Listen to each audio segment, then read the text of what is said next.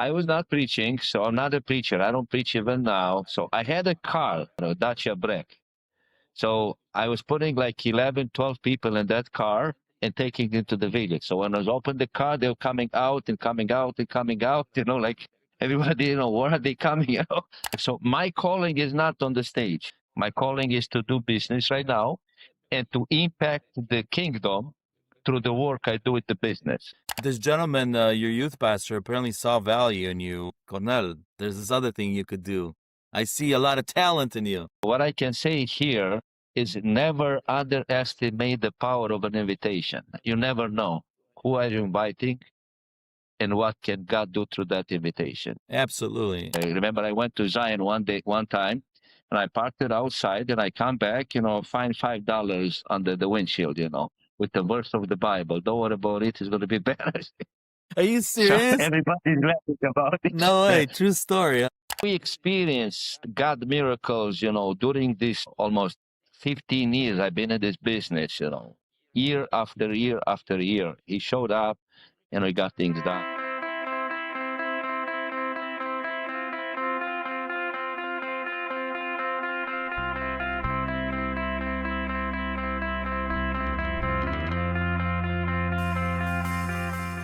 Hi, everybody. My name is Daniel Bora. I am the host for this podcast called Make Your Life Count. This podcast is produced by Charity Cup. And the reason we're calling it Make Your Life Count is we're talking to people that are making their life count. And what that looks like for us as Charity Cup is concerned, we believe that people that invest their lives in God and people's souls is the way they make their life count the most. Because those are the only two things that last forever, eternally. So that's what these stories are about. We hope you'll be inspired today by the story and the gentleman I'm about to interview, which is also a friend of mine. I've known Cornel for quite a long time, going back in the Detroit area in many different conversations and many different events, always passionate about ministry, although he's also a business guy, a realtor, and many other projects that he's involved in. But he's always had this heart of missions, and I think he portrays this making your life count in a really great way. And so that's why I wanted to sit down with him and bring you this podcast, and hopefully he can inspire others that are in the same arena to always have an eternal perspective. So without any further ado, please help me welcome the podcast, Cornel Iacoban. Thank you.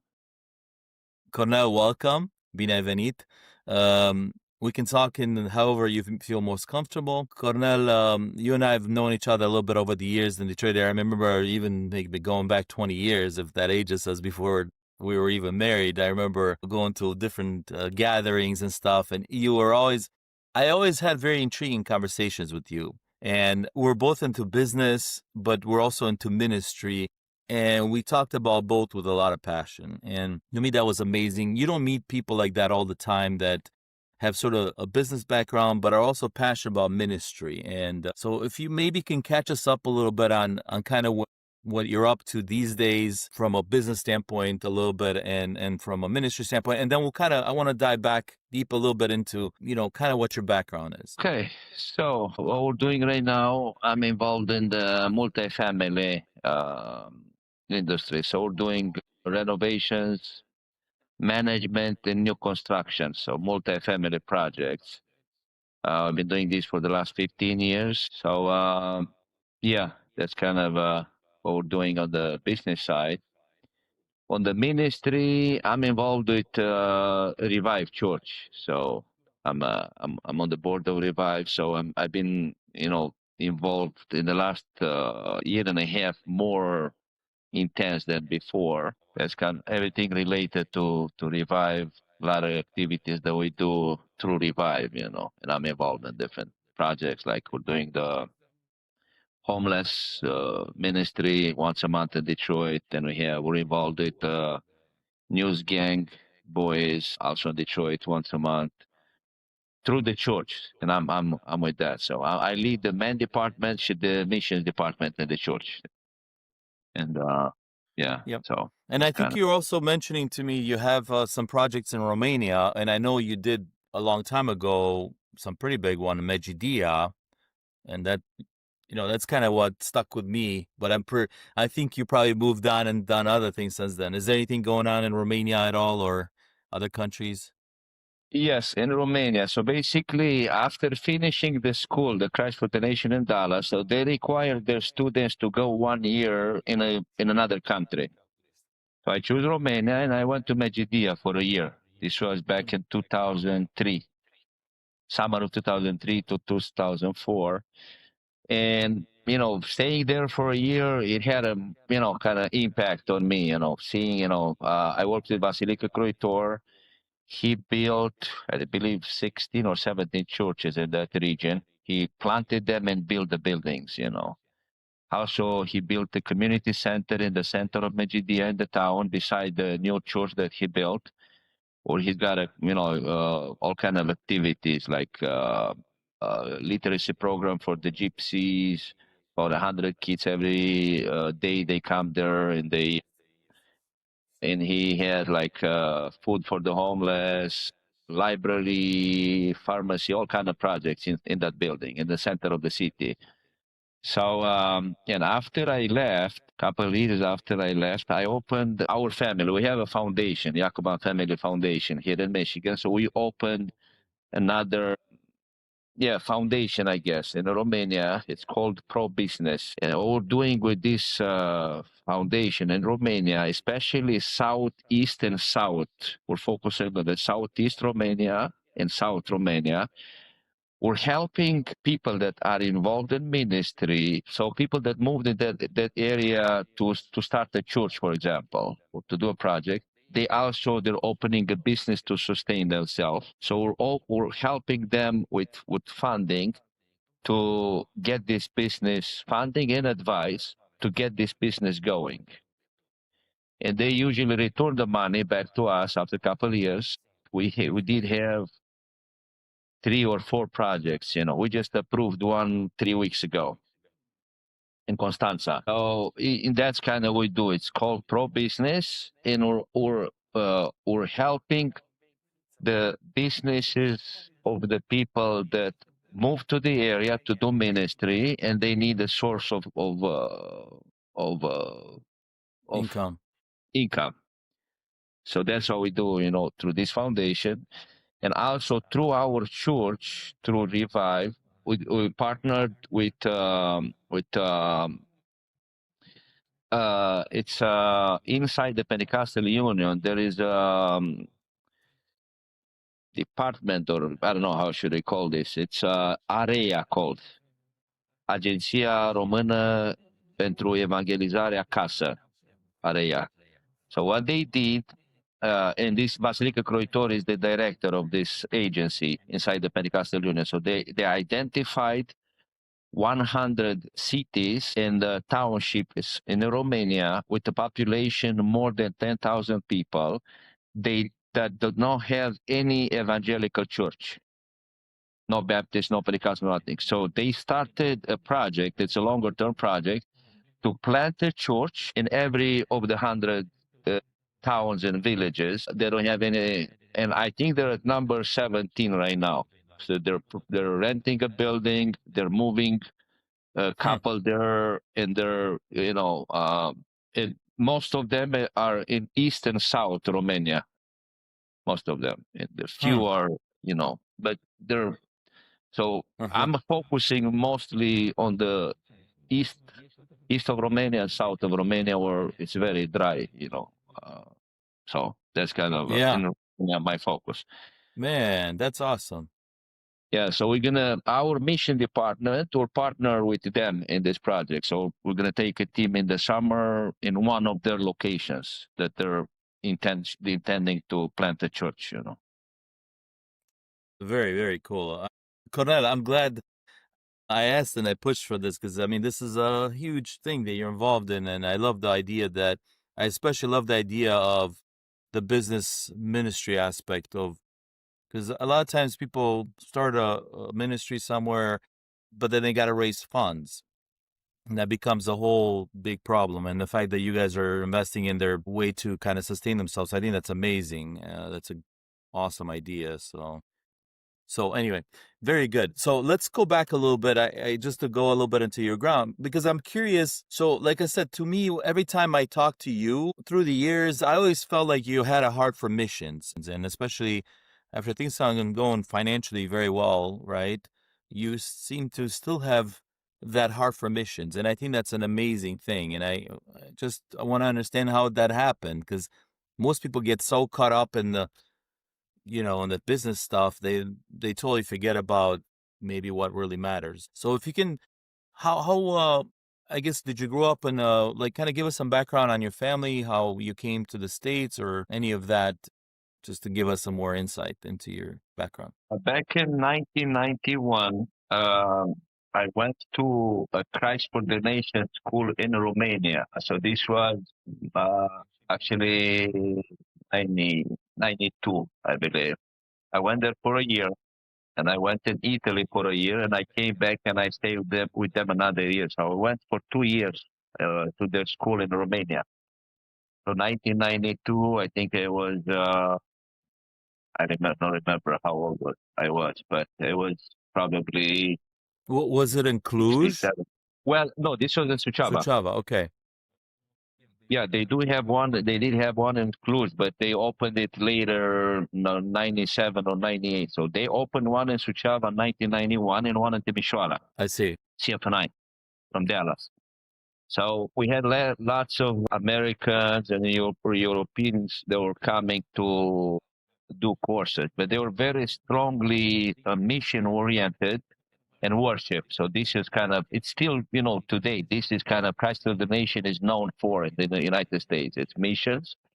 So they pioneered the worship. So back in the 80s, they started praise and worship, which nobody was doing in the 80s, praise and worship. Yeah. So that's kind of, but yeah, that's what the missions, So I went to Dallas for another year in 98. So I went to their school for 3 years, 2 years in Romania and 1 year. And they also in Dallas, they encourage their students after 2 years of school to go in another country, which should not be your language. So I went to Romania, but they recommend you go in a country that's not your country, not your culture, not your language.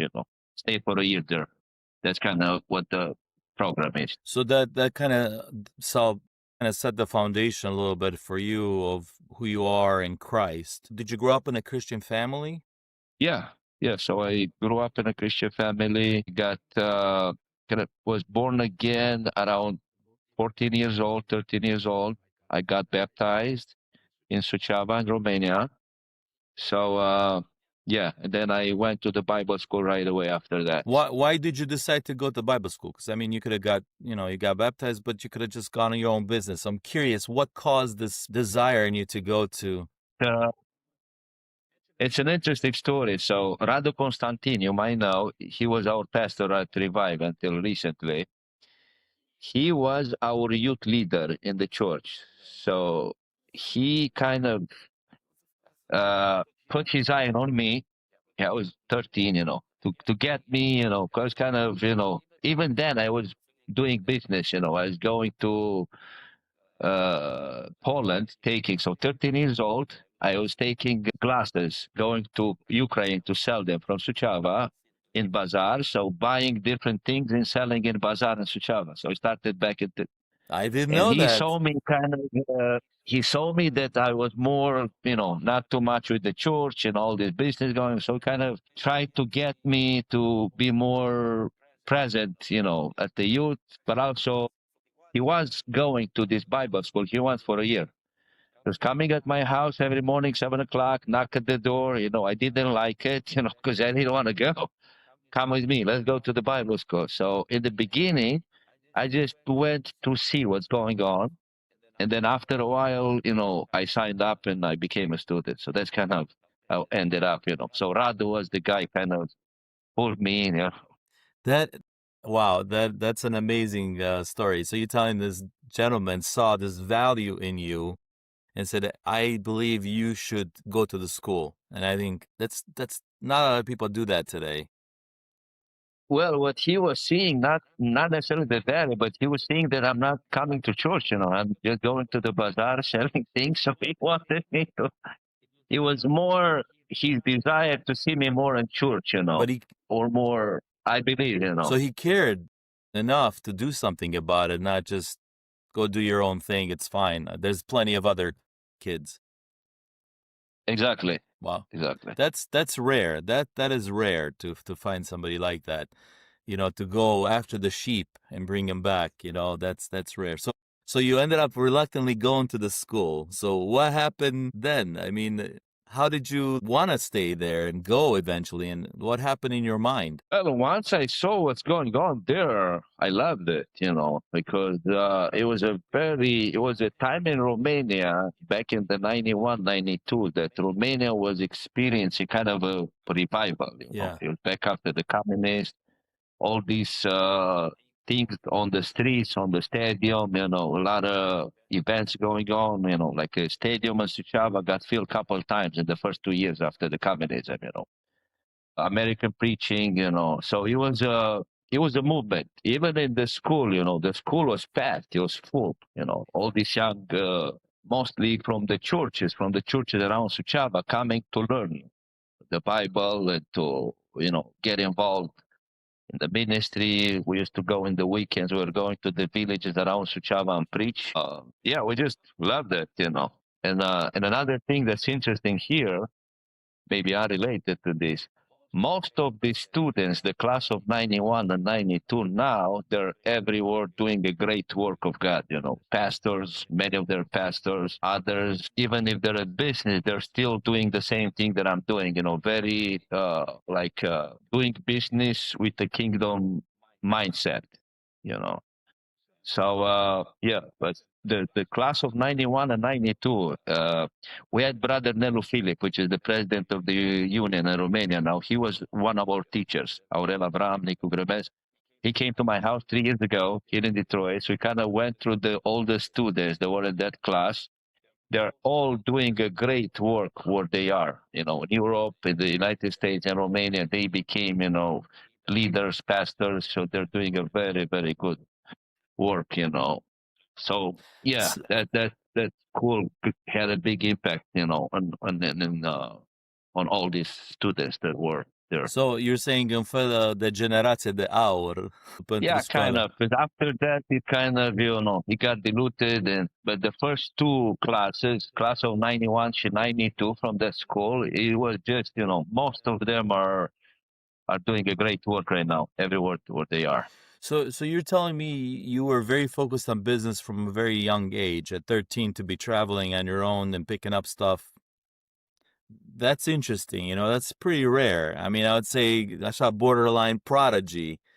What was driving you to do that? Was it just you're seeing a massive opportunity coming to Romania, or you had to do something for your family? What was driving that? Just to kind of go back for a moment. After the revolution, so everybody was trying to do something. We were coming out of the communism. There was nothing private, no business, no nothing, zero. So everybody was trying to make money somehow. It was a new opportunity. The markets opened up. You can travel, you can sell, you can buy. So I didn't have even a passport. I had a piece of paper with my picture. I couldn't have a passport. So everybody was laughing because I was going on the bus. They were all adults. I was the only child, 13 years old child with a piece of paper I with the love picture. it. Oh my goodness. So what are you doing here? You should be home, playing with toys. But also, my father left for the United States in March of 1990. We didn't have money. We were doing good with the money because she had big money. So, but it was just this. I don't know. It just came natural to me. As something that and I was doing very well because I was buying those glasses from the factory in Suceava and selling them in Ukraine. And then from Ukraine, I was buying chainsaws, bringing them back to Suceava, selling them. And then I was buying jacket de piele from Suceava and selling them in Poland, in Warsaw. And I was buying different product in Bazaar. Yeah, I was doing very well. So I was making money selling and buying different product and bringing back to the Bazaar in Suceava, which, there were other people doing. So that's how I learned from what's selling, what's good. I was 13 years old that summer. I mean, that's amazing. At 13, you have this inkling to do that. But so you're saying basically you were very immersed in this sort of business that you were excited probably about. And then somebody says, hey, you're not coming to youth group. And I think that's more important. And he went and grabbed you and said, hey, you're coming with me. Yeah. Wow.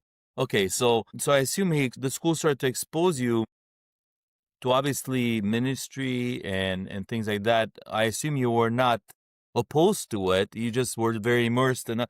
So did the business aspect continue while you're going to school, or what happened with that? Not too much, not too much, because it got kind of intensive. We were in school almost daily, and weekends we were traveling to the villages around. A lot of activities like preaching in the piazza, all kind of stuff. So it slowed down. My father was here; he was sending us money, so we're doing well. But once I got into school full time, I was kind of focused on the school for that year, for 1 year, back in the fall of '92 to the summer of '93. Did you at any point when you were in school, I don't know, this is obviously a long time ago, did you think like, what am I doing here? I want to pursue business. Why am I in this school? Or what was your thinking? Just curiosity. At that age, you don't think too much. You just enjoy what's going on, Steve. So I was just enjoying, I was really enjoying that, because that time was like those years, were really good years in Romania. The overall, a lot of, movement, So it was kind of revival. Romania was going through revival, Yeah. after the '90s. So I was enjoying what God was doing in Romania. So it just was not thinking it. But this gentleman, your youth pastor, apparently saw value in you. I assume that he, I don't know. He said, Cornel, there's this other thing you could do. I see a lot of talent in you. Absolutely. So what I can say here is never underestimate the power of an invitation. You never know who are you inviting and what can God do through that invitation. Absolutely. So you're saying, were you also preaching, or what was your role in going to the villages? I was not preaching, so I'm not a preacher. I don't preach even now. So I had a car. Okay, I was the only, not the only, maybe two students from the entire school with a car, a Dacia Break. So I was putting like 11, 12 people in that car and taking them to the village. So when I was open the car, they were coming out and coming out and coming out, like everybody, where are they coming out? Like 12 people in a Dacia Break. So I was with the car, but also more on the logistics of the part of the, make sure everything, they have a speaker to speak, transportation. And so that's was my role in that. So that to me ties to the kind of the way I know you to this day. I don't know you as necessarily the preacher, but I feel like you're always looking to enable ministry to happen, like the logistics, like you said. You didn't need to be upfront to talk. Your passion sounds like from an early age to enable other people to do what they're called to do. Right. So my calling is not on the stage. So I was challenged to come and do it, and I refused because this is not my place. It's not on the stage. So I understand my calling. My calling is to do business right now and to impact the kingdom through the work I do with the business. So I will not never go to preach, even if I was asked in the church. We were doing it very, at one time. We just didn't have people to go up there and do it. And so I refused because I understand that my calling is somewhere else. And I just, understand what my calling is and stick to it, But yeah, so it's more facilitating the logistics, of the ministry. Even with Revive, it's a very interesting story because we're going through a good phase right now, but nobody knows, like all this started 7, 8 years ago with Radu and other people. That anyway, so Yeah, yeah. we'll get there in a second, but but the reason I bring that up, because I think the body of Christ is so interesting. Because if everybody wanted to preach and they have those gifts, then who would arrange the behind the scenes, which are absolutely super important? And a lot of people they don't value those behind the scenes, but God has His way of like always providing, right? So I wanted to just mention that, and I also wanted to mention that it takes a special person to be okay with behind the scenes and enabling others and not needing the limelight. And I think that's a character trait that's not always found. And I want to just appreciate that apparently somebody either raised you well or God taught you well. I don't know. What do you think? I mean, it sounds like you're okay with the behind the scenes. I learned over the years, and I'm seeing now with Revive, we're going through a kind of a transformation phase here. So some of these jobs, that are not on the stage are so important in the ministry, much more important than being on the stage. Unfortunately, in the Romanian community, everybody wants to be on the stage. Everybody wants to sing. Everybody wants to preach. Everybody wants to be there. There are, jobs in the church that are much more important than being on the stage. Like an example, I used to be the greeter in the church. That job sometimes is more important than the pastor job because there might be the only person they talk or a guest coming to the church. They might not end up talking to the pastor, to anybody else. But you, if you give him a smile and a welcome and talk to him at the beginning, maybe talk to him at the end as a guest, very important in a church, a guest that doesn't know anybody. And also there are other jobs in the church that are very, very important. And you'll never be on the stage, but like going in town to outreach ministry in town. This is very important. And it's fulfilling, and I'm taking my girls now with me down in Detroit, but you're not on the stage. It's a very needed, what should I say, in the church, very needed. It's Yeah. to be well, yeah. So So that's I think you're touching an amazing point, because my philosophy has always been, I don't know, I always liked people that were totally okay with behind the scenes, and I also have to say that I've realized how important those behind the scenes. I've been to some churches or anywhere, and nobody would come and talk to me, and I think the greeter, to accept that role as a greeter, it's so important. I remember going to certain groups or places, and some guy would just come and befriend me and say, "Hey, what are you doing here?" And throughout the whole time I'm there, he's like kind of there just to answer any question or be a friend, like just a normal thing. Once you invite somebody to your house, you want to be nice, you want to make sure he's comfortable. And I feel like those roles are missing.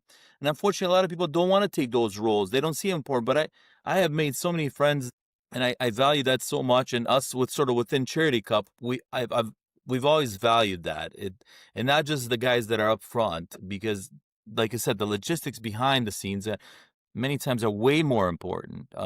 Anyway, I think that speaks a lot to your character, and that's how I knew you always. I remember back in the day, we were hanging out with Emma, Andriano, and some other friend, and you're always thinking how to enable somebody to do something. How, hey, let's move this guy, or let's do this, let's invest there.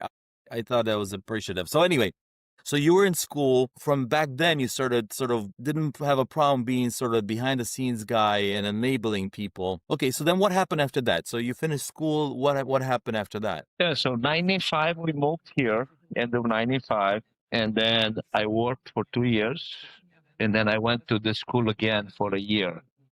So I worked 96 and 97. I was new here. I worked. Even then, I purchased a house and I renovated.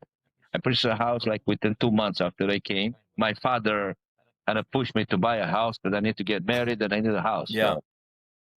So I purchased a house which was next door to him, and I renovated. So it ended up, the market was going very good at the time, it's, from like month to month in Detroit, houses were growing, and I doubled the money within, I think a year or so. I purchased it in 97. I left to Dallas and I had a buyer. I renovated and I left.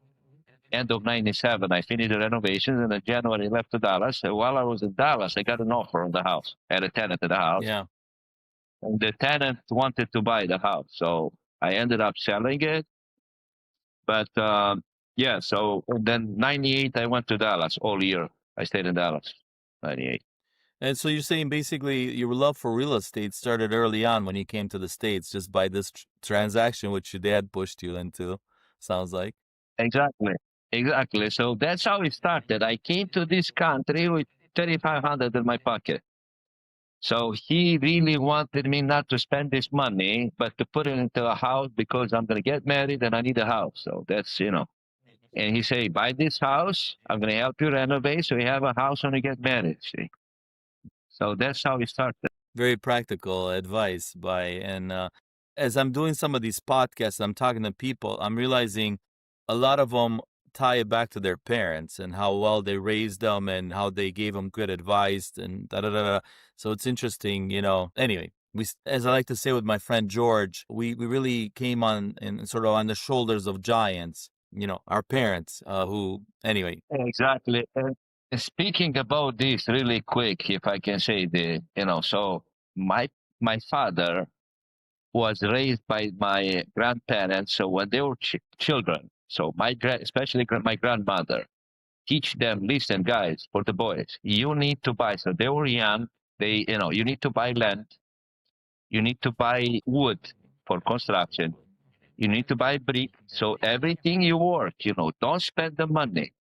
So, and all his brothers on the Iacoban side, my father, so they were taught at a young age as a children to invest in real estate, to invest in land, to invest in wood, to buy brick for construction, and to buy the metal, the steel that goes into the foundation. So this was so buy land, buy wood, buy brick, buy. And we're the third generation now doing that. So he's the one that kind of, he did not have like anything like new about business, real estate, also, but he knew, listen, put your money in a piece of land, put your money in a house, don't spend around, don't open credit cards, don't, he was like a big, in the beginning when we came, like if you had a credit card or you have an auto loan, this is a sin, having a credit card was a sin. Mm-hmm.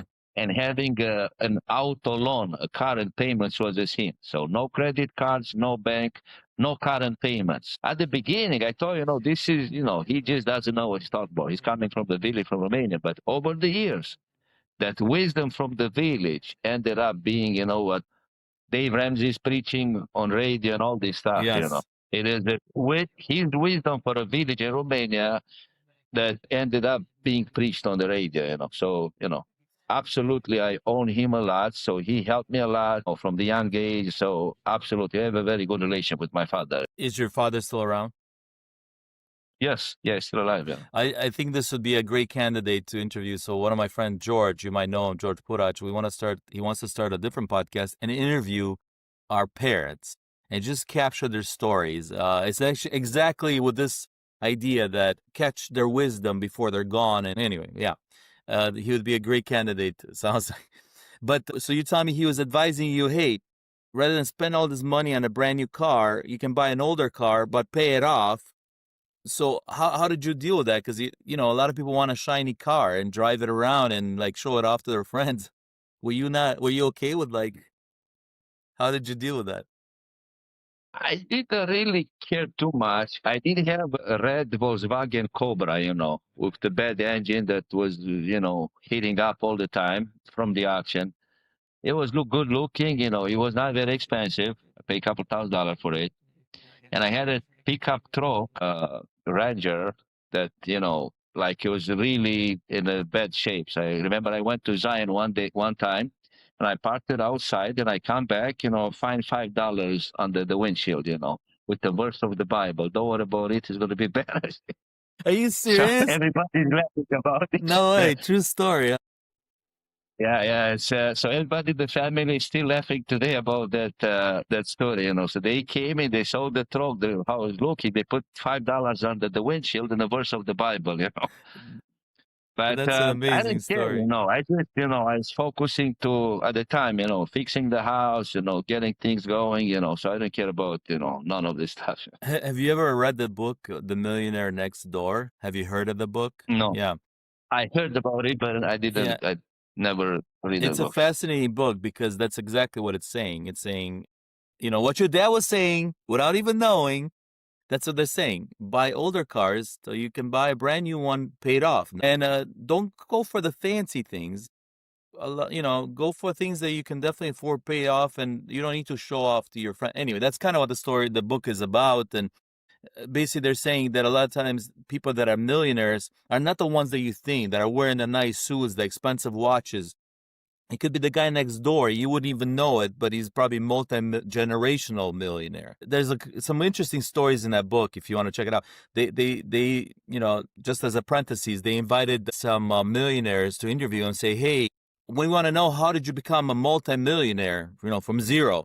And so when they invited him and they booked like this third-story high-rise apartment to kind of make them feel comfortable. They got like this super fancy food and drinks and like, oh, this is going to be in their environment. When they got there, these guys were very uncomfortable. They're like, they're not in their environment. They were like, what's going on? What they found out is that they're not about fancy things. These self-made people, they're not uncomfortable with the high-rise office, if you would. They didn't need all that. Anyway, so there's a saying in the book, a big hat, no cattle. It was a saying in Texas. A lot of people that didn't have a lot of cattle, cowboys, they would wear the big hats to make up for the fact that they don't have any cows. Anyway, so, okay, parentheses closed. I just think that, amazing wisdom that, like you said, Dave Ramsey now is on the radio talking about them, but your dad from the village already knew that. Correct. Yeah. Yeah. And he was big in informing all of us this way, We had a lot of discussions with him. So if you have a credit card or a loan car, current payments, this was the biggest sin, So you're not allowed to have a credit card or a payment for your car. Not even on the house, he accepted lately, but you need to buy land contract, pay it off quick, Don't go to the bank to buy a house.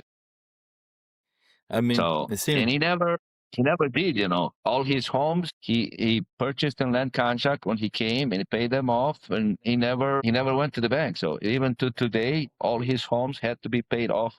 No bank. He did not like to pay interest to the bank, which ended up being, as I'm going more into business, the most successful people that I know that, they don't pay interest to the bank. So if it's one advice that they're giving me, and I was kind of different, my thinking, he say, listen, if you can do business without paying interest to the bank, that's, number one key advice they were giving me, back. it accelerates your business.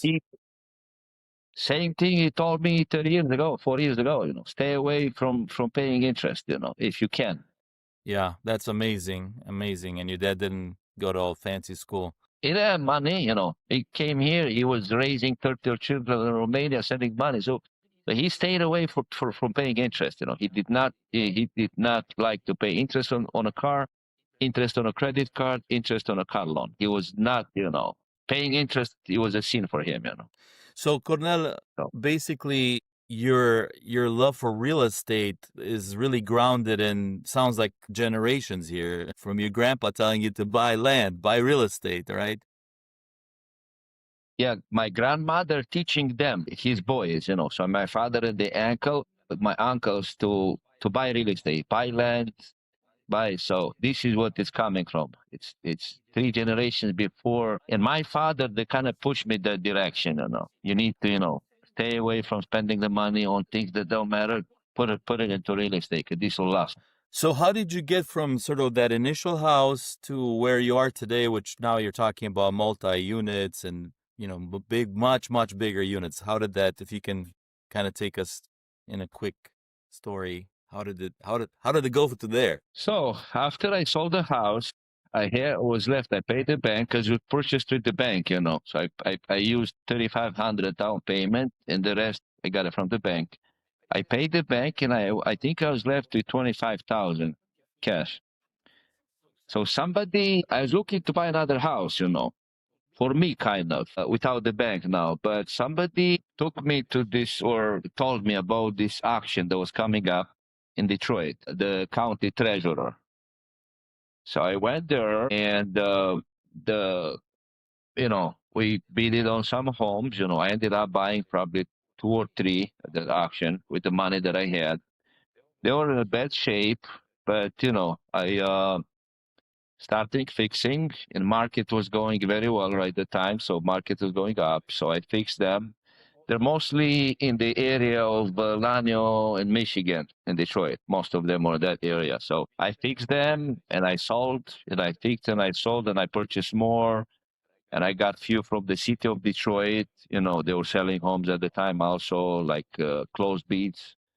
So we ended up doing between, when I came back from Dallas, 1999 to 2003. So for 5 years I did that before I went to Romania. So I think I did like 30 or 40 homes in that area. And at the end, I was left with one fourplex, which was paid for, and two duplexes. I got 8 units that were paid for in 2003 uh, that were just, yeah, well, actually, this happened, I believe, around 2000. Because what I was doing, I was flipping homes, but also on the side, I was building my rental uh, so I can leave my job. Because I was working in the airport as a bus driver for Avis, like $12 an I didn't hour. know that. Yeah, 1999 and 2000, because I needed money to fix those homes. I did not have money to fix the home, so I was working to be able to have an income to fix those homes that I purchased. So end of 2000, I believe, I was able to rely on income from my rentals to leave the job. So I had a stable source of income, and I left the Avis job and to be focusing on the flips. So I kept those 8 units for 3 years, I believe. So those units are generating my income to, like to be able to focus on the flips, Yeah.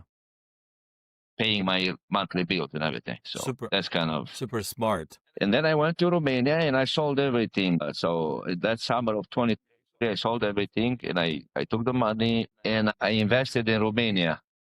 Most of the money. I purchased two buildings, one in Suceava in the center, one in Medgidia, and they both were with a lot of drama and problems. I In think Romania, I think I remember you telling me about it back in the day.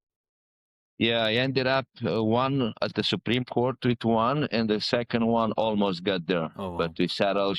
But it has been it ended up well. The one from Suceava, it ended up well, but they were both a lot of corruption and a lot of. So I'll never go back there and do anything on that scale. We ended up getting the money back, made a little bit of profit, but it was it was not a bad, it was not a good thing. So summer of 2004, I came back and I got my license and I started, selling homes, like as a broker, as a realtor. Not necessarily too many flips, but just I was living off of that income. And I did have some funds, but they were stuck in those buildings in Romania. Didn't have too much money at the time, available. Yeah. I was in court with those buildings, and Mm-hmm. it took us a while to get out. Yeah. Yeah. So you were real estate, and that was the point I think we met. And I remember you were a realtor for a while. But I didn't know what else you were up to. What? Yeah, so I sold homes for almost 5 years, and I did buy another rental, which did not go very well because after I purchased it, dropped in price half, and they're more high. So that rental was not a good investment, and I had a loan on it, so it was just I kept it for almost 10 years, I believe, 9 years. But in 2009, after the recession of the crash, the market crash, I met with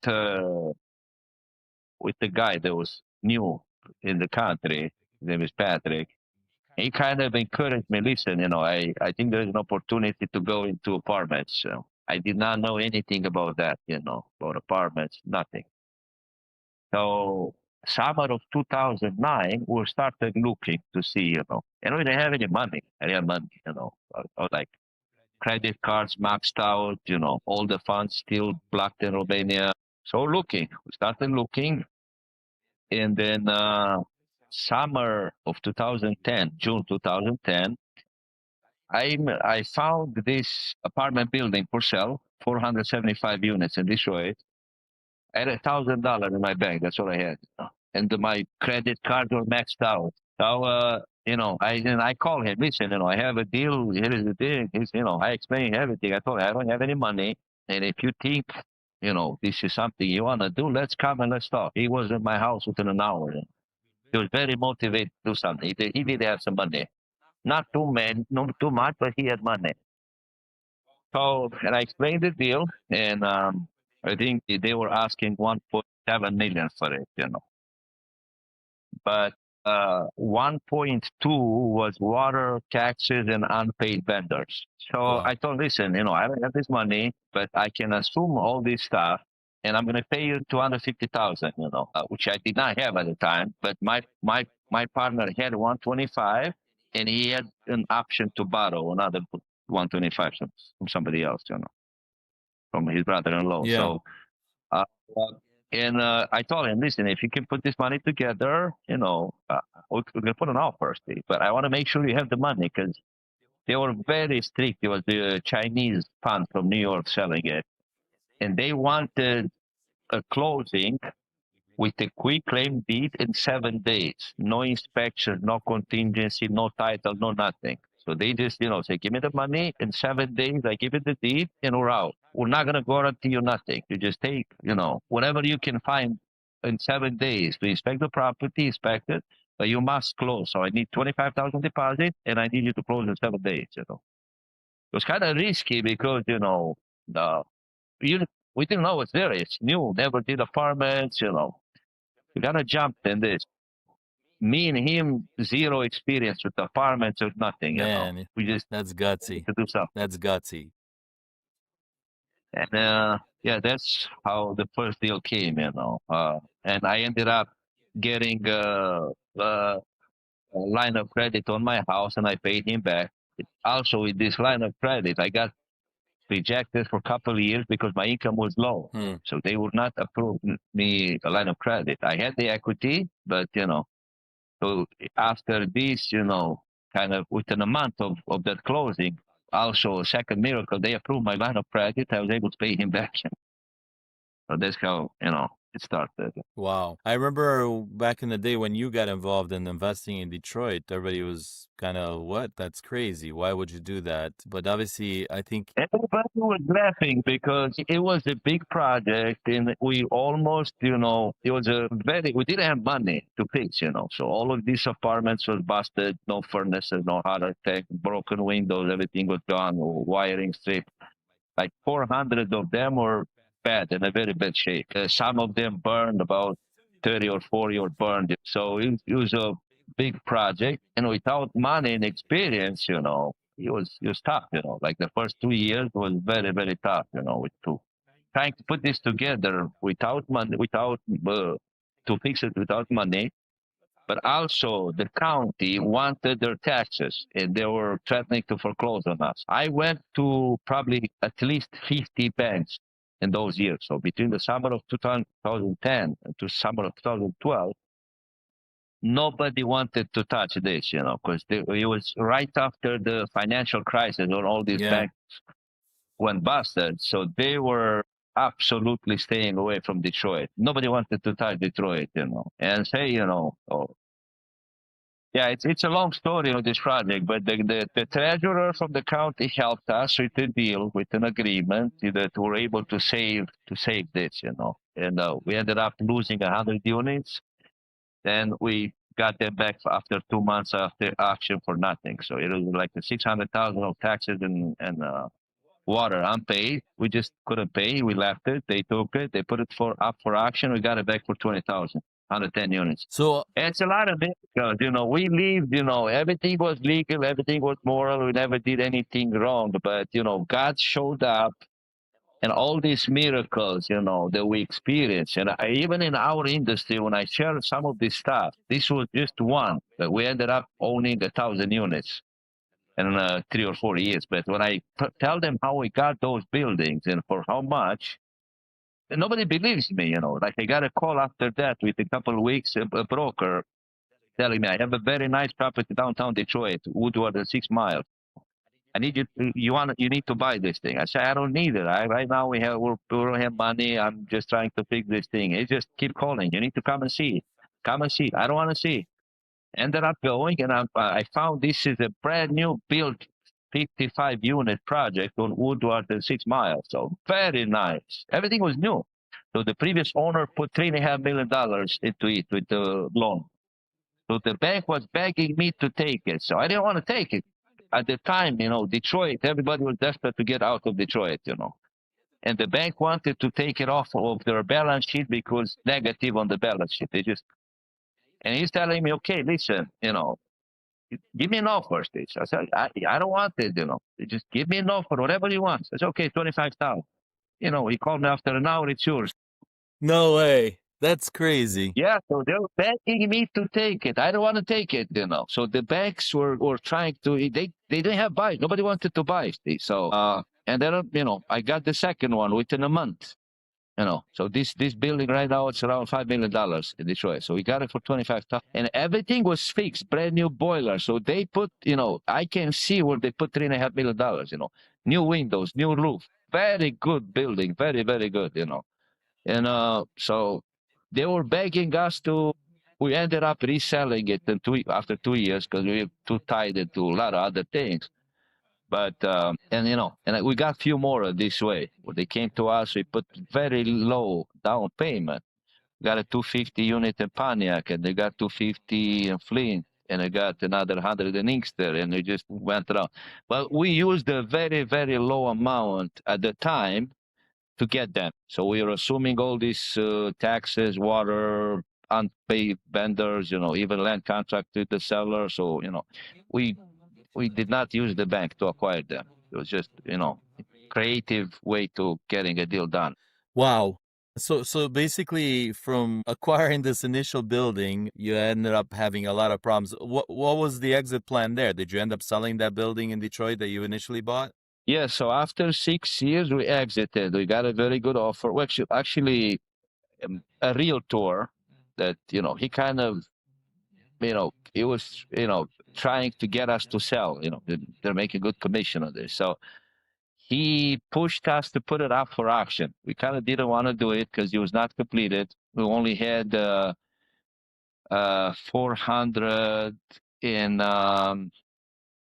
so 475 minus 55, so 420 renovated. So 55 were still not completed. So he said, listen, market is very strong. Let's put up for auction, So I said, listen, I want to finish and then we can talk. He just came back. No, let's sell this thing. You can get us money right now. So I put up for auction. So it sold very well in the summer of 2016. And then, we keep doing, we went to Florida, and we built something there with the money from So yeah. Cornel, were you actively yourself working on these with your partner, or was it contracted out? Well, I was leading, I was not doing the physical work. We had at one time we had like 50 or 60 people working for us in Detroit and all these projects. But I couldn't do it because you have to manage everything. Yeah. You have to manage, the apartments. So we were overseeing directly. So I did not have any company involved to do it. But we hired managers. We hired construction managers. There was we had our own team, full-time in-house electrician, plumber, heating guy. They were doing all this work. I was once in a while hiring, but most of the units that we renovated, we did it with our in-house crew. So I had a guy that was overseeing the crew, paid by us, everything, to make it efficient. We didn't have money, During all these projects, we started making money probably 4 or 5 years into it, So the first 5 years I was broke, So living on credit cards, it was tough. Between 2010, 2014, the first 4 years were very, very tough. Were you married at And the we time? yeah, so I got married in 2008, So fall of 2008, yeah. wow, so you had to sustain a family during this whole time. Yeah, I had bills, and all this stuff. So and I had to slow down with my sales, go still selling homes until end of 2011. So 2 more years to get my bills paid. So I had to fix all this stuff, but also selling homes to pay my bills. So I couldn't get any money out of this, We're just because they're eating and eating. We keep expanding, and Yeah. you don't make any money. Yeah. But on the previous houses that you were doing in Detroit, were you actively working yourself, or were those? So are you handy? I guess is what I Yeah. wanted to ask. In Detroit, I did the work myself, most of the work, I did not know too well to do, Everybody is laughing about me, how the way I was putting tiles, using wrong tools and all that. But, it had to get done, I don't want to pay. So it just, and my father helped me on some of these, my brothers, my two younger brothers just come and work for me, paint, do the floor. But it was me, basically, once in a while hiring, on things that I didn't know how to do, like heating and other things. But everything else, I did the roofing, I did siding, I did drywall, I did plumbing, I did electric, I did, the way I knew. Whatever it Uh, took, whatever it took to do it. yeah.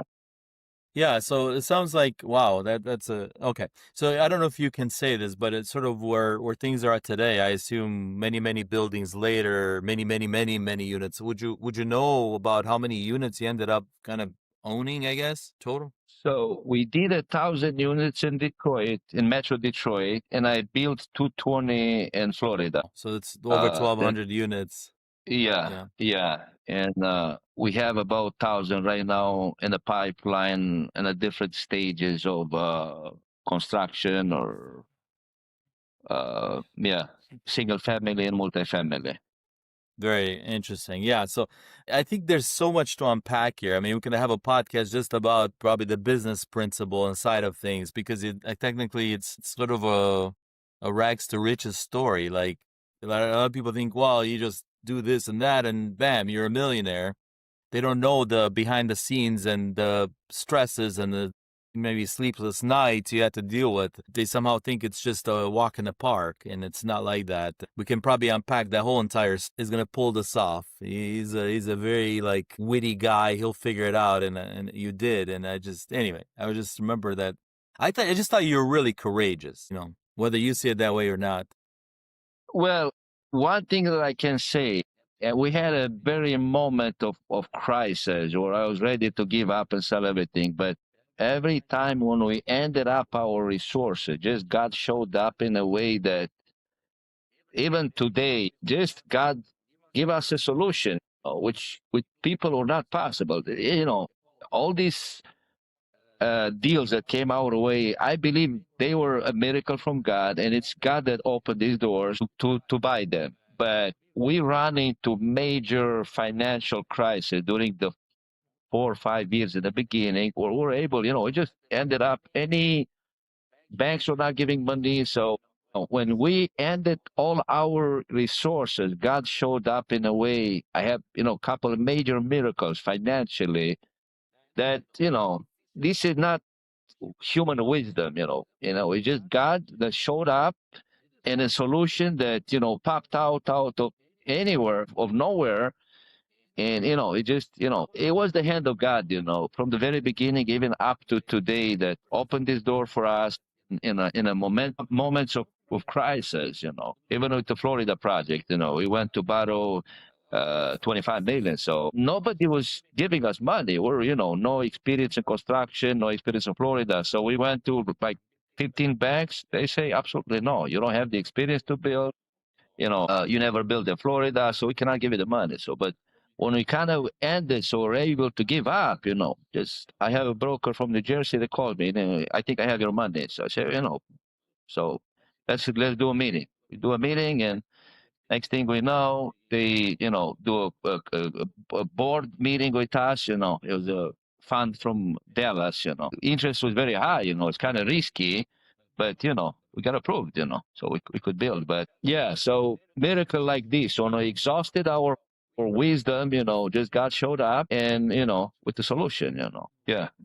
Even the pandemic, we finished the building 2020 in December, and it was, you know, 95% empty, right? And then pandemic comes, everything gets blocked, not no people moving in, at a 250,000 a month payment. Excellent. So we are paying January, February, March, April, June. June, we are starting to think, listen, I think this is going to go down. We're going to lose everything because I had to put a financial personal guarantee to kind of put everything I have on the line Yeah. for this loan. And June, I'm starting thinking this is going to go down. plan an exit strategy. I also talked to the attorney. So June, like from nowhere, all of a sudden, full of applications. Within a month, 37 applications the month of June, to move in. It was right after when country was opening up, after. So all of a sudden, boom, 37 in June, 30 in July. So we filled it up within 5 months, By December, the place was full, So in June, I was thinking we're going to go down and I'm going to lose everything. And within 6 months, this was a miracle, And then, we had a buyer that came and I was happy just to give it to him after everything we went through, But yeah, we experienced God miracles, during this almost 15 years I've been in this business, year after year after year. He showed up and we got things done, So I can say, it's by God's grace and God, has, showed up showed up with miracles, number of times during these 15 years. Yeah, praise God. That's awesome. So I guess Cornel, like I said, it's been a long journey to get here, but hopefully you think it was worth it. What I wanted to also kind of jump back into, so now you're at this point, you're obviously looking to grow the business and have more units, but somehow you're now still involved in obviously ministry. How were you able to kind of balance those two and sort of keep that passion going?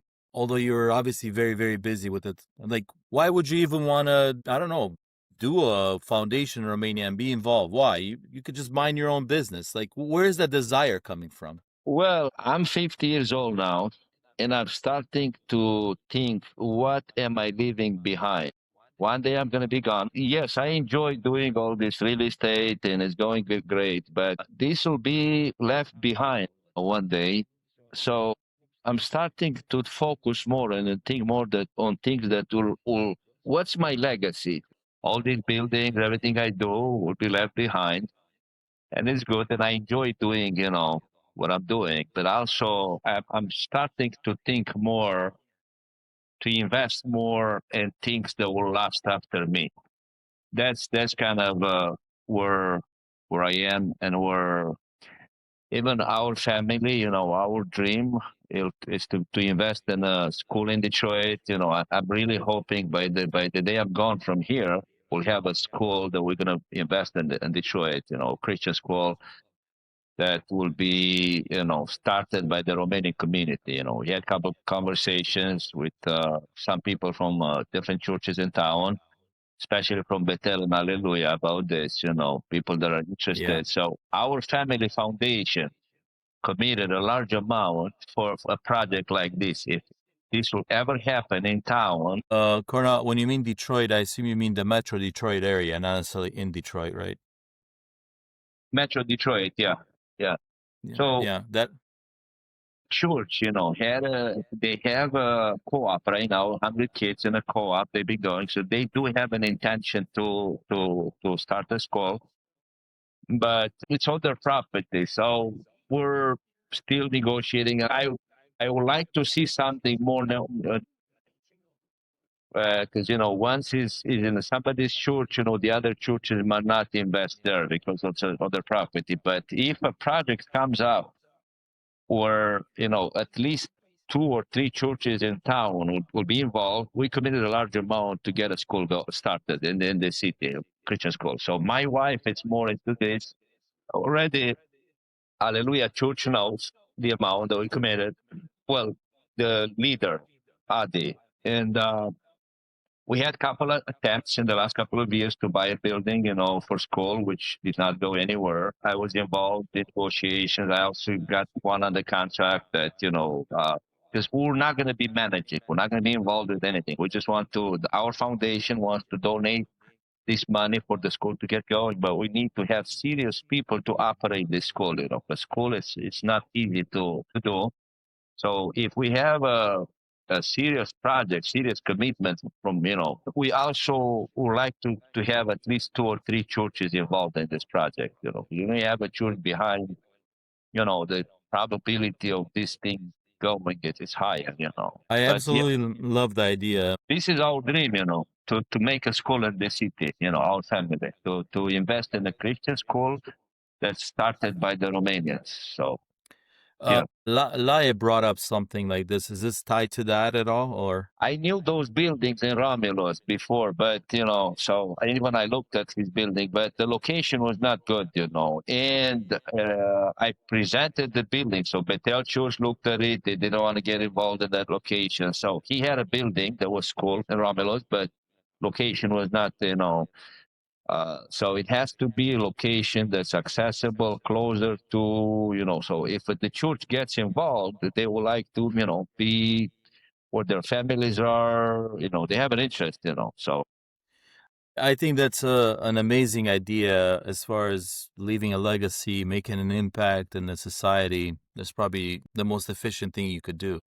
yeah, we either had a Bethel Church had a discussion, the church. So I went there and I participated with you know, or when Elijah purchased that facility, she kind of brought it up. Well, it was not purchased, so he was trying to get them to purchase, but you know, we had a discussion and they did not want to get involved, you know, because of the location, but also it's just a lot of politics involved in the church. So eventually, you know, there is an interest right now from Bethel Church and Hallelujah Church to do a school in this town. So if they end up, you know, coming together on a project, our family foundation wants to join them and getting a school going, you know. That's kind of Yeah. Wow. I think that's a great idea. I would love to whatever help however I can. I have a friend who's very passionate about schools. George, he's a teacher in California, but his dream is to anyway, we can talk about this sometime, but that's really cool. And I think yeah. Okay, so that's kind of where you want to take things and so I guess why do you care about doing something like that or being involved in the church? I want to understand like the foundation was built back at the school, Christ for the Nation, and it lasted during this whole entire time, basically until now, and you still have this desire to do ministry, and I think that's amazing. Would that be accurate, or there are other people along the way that kind of kept on feeding that desire? I do have a spiritual mentor, you know. You know, one died a couple years ago, Nico Grames, but also Vasile Hobler. He's a Baptist pastor from Vatadona. So he's kind of my, Really? yeah, we're very close. He's gonna be with us next week on Thursday. We're going to a men retreat up north, but I keep very close with him. He kind of stayed our family spiritual, I don't know, in Romanian is say duhovnik, you know. So it's like our very close, not to us, but also to my parents, to our extended family. So he's very close to our family, you know. Uh, Since you brought it up, how important do you think it is to have a mentor? I think it's vitally important to have as a family, as a pastor, as a business leader, you know, it's absolutely important to have somebody that can, that you can, you know, talk to, that can help you during the crisis, you know, during business crisis, during family crisis, during spiritual crisis. So to us, Brother Vasile, we've been very close friends for about 25 years now, over 25 years. But over these years, we went through a lot of things with him. So he prayed for us, fasted for us, you know, he came with very good advice, you know, at a time of very difficult crisis, you know, he came with the word from God that proved to be absolutely the right thing to do over the years. So Wow.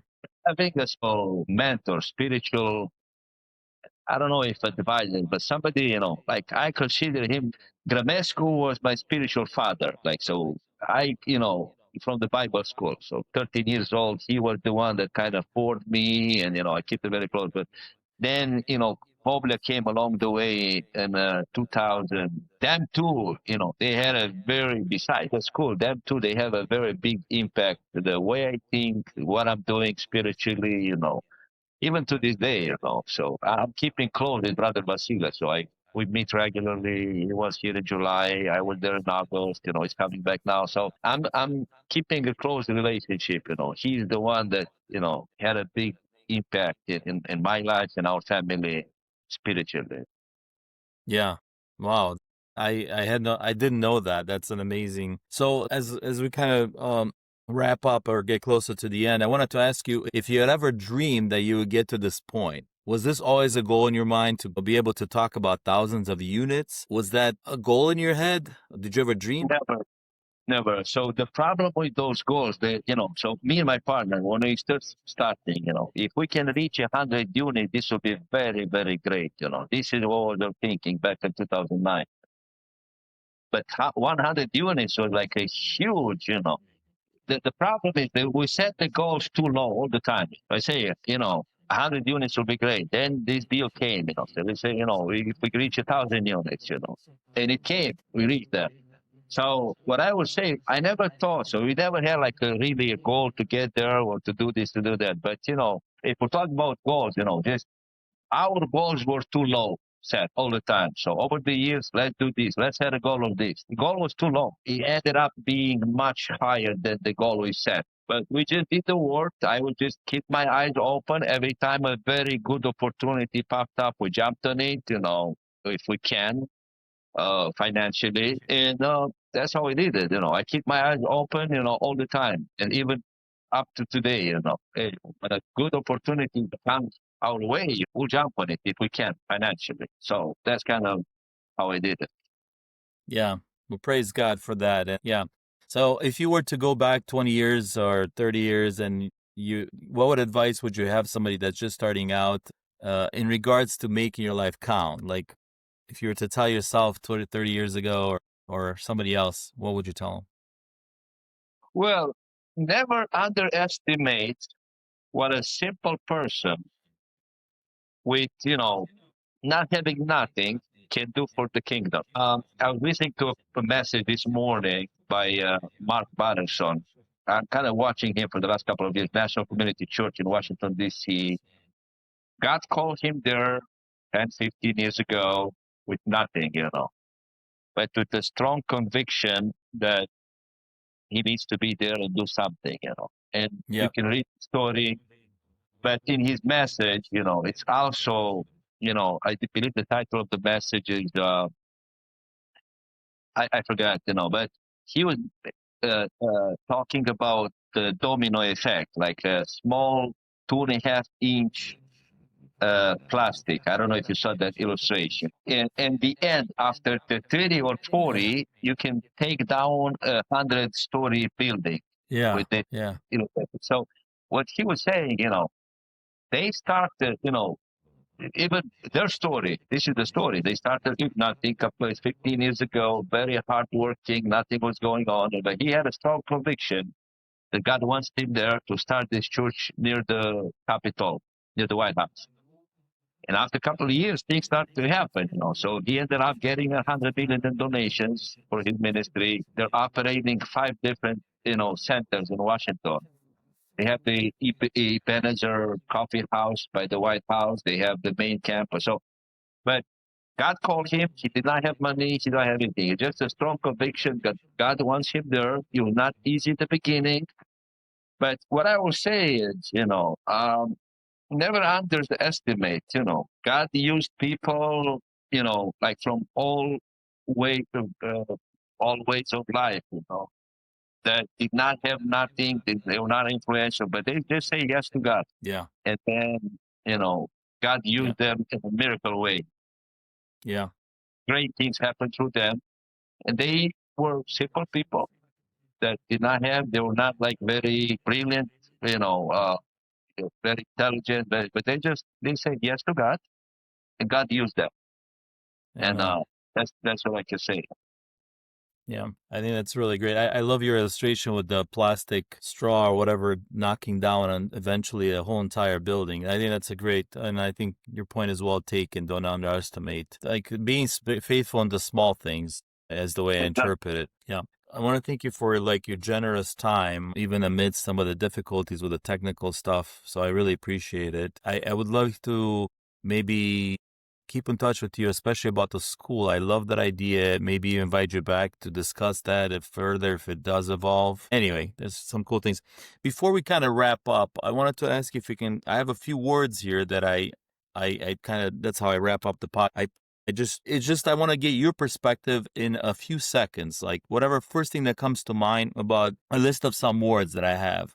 I've been doing this at the end of every podcast just to get perspectives from people on these things. But like I said, in just a few seconds, like first thing that comes to mind. Would you mind if we do that?